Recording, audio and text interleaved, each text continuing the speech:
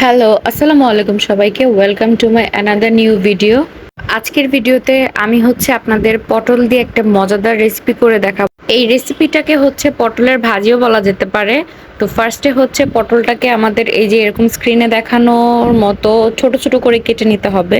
তার সাথে আলুটাও এরকম পটলের সাথে ম্যাচিং করে ছোট, ছোট করে কেটে নিতে হবে। এই ভাজিটা রান্না করাটাও অনেক ইজি। এটা রান্না করতে আমাদের তেমন কোনো মশলারই প্রয়োজন পড়বে না। পেঁয়াজ কুচি, তেজপাতা, কাঁচামরিচ আর অল্প একটু রসুন বাটা আর তার সাথে হলুদ দিলে এই রেসিপিটা হয়ে যাবে। এই পটলের ভাজিটা কিন্তু আমাদের বাসার সবারই খুবই ফেভারিট। প্রথমেই ফ্রাইং প্যানে তেজপাতা আর তেল দিয়ে তেজপাতাটা হালকা একটু ভেজে নিতে হবে। তারপর পেঁয়াজ কুচিগুলো অ্যাড করব। পেঁয়াজটা হালকা ভাজা হয়ে গেলে তখন দিয়ে দিব রসুন বাটা। রসুন বাটাটা দেওয়ার পর অল্পক্ষণ ভেজে নেব যেন কাঁচা ফ্লেভারটা চলে যায়।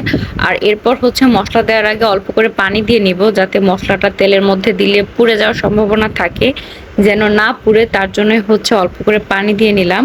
আর তারপর দিয়ে দিব 1 চামচের মতো হলুদের গুঁড়া। এখানে আবার হলুদের গুঁড়াটা না দিলে দেখা যাবে যে তরকারিটা একদমই সাদা সাদা দেখা যাবে, আর এর জন্যই হলুদ গুঁড়াটা ইউজ করছি। মশলাগুলো অল্প করে কষানোর পরে আমি এখানে আলু দিয়ে দিয়েছি, সাথে লবণ। আলুর সাথে এখানে মশলাটাও কষিয়ে নিব, তাহলে মশলাটাও কষানো হয়ে যাবে আর তার সাথে আলুটাও কষানো হয়ে যাবে।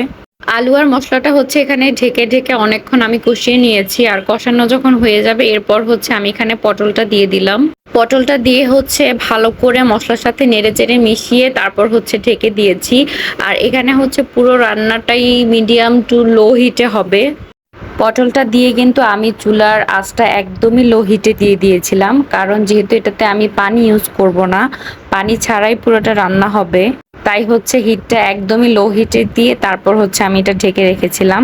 এই পটলের ভাজিটা পুরো রান্নার প্রসেসটাই ঢেকে ঢেকে রান্না করতে হবে আর একটু পরপর নেড়ে চেড়ে দিতে হবে। আমি এখানে নাড়াচাড়া করার সময় এভাবে একটু একটু ভেঙে দিচ্ছিলাম যেন ভাজিটা একদম মাখা মাখা হয়। এটা মাখা মাখা হলে খেতে অনেক মজা লাগে। যখন এই পটল ভাজাটা প্রায় হয়ে আসবে এই পর্যায়ে কাঁচামরিচগুলো দিয়ে দিব। কাঁচামরিচটা এই পর্যায়ে আপনারা আপনাদের টেস্ট অনুযায়ী দিবেন। যদি ঝালটা বেশি খেতে চান তাহলে অনেকগুলো কাঁচামরিচ দিতে পারেন। আমি যেহেতু ঝালটা একটু কম খাই তাই এখানে আমি কয়েকটাই কাঁচামরিচ দিয়ে নিলাম। কাঁচামরিচটা দিয়েও আমি ভালো করে নেড়ে চেড়ে কিছুক্ষণের জন্য ঢেকে রাখবো। এই পর্যায়ে কিন্তু আমার চুলার জালটা একদমই লো হিটে আছে।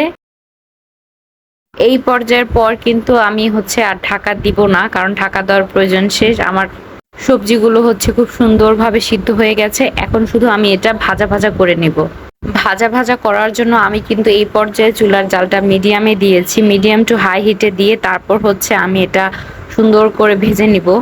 এই পুরো রান্নার প্রসেসটা কিন্তু একটু লেন্দি প্রসেস। এই পটলের ভাজাটা একদমই লো হিটে যেহেতু করতে হয়, তো করতেও অনেকটা সময় লাগে, বাট খেতে অনেকই টেস্ট হয়।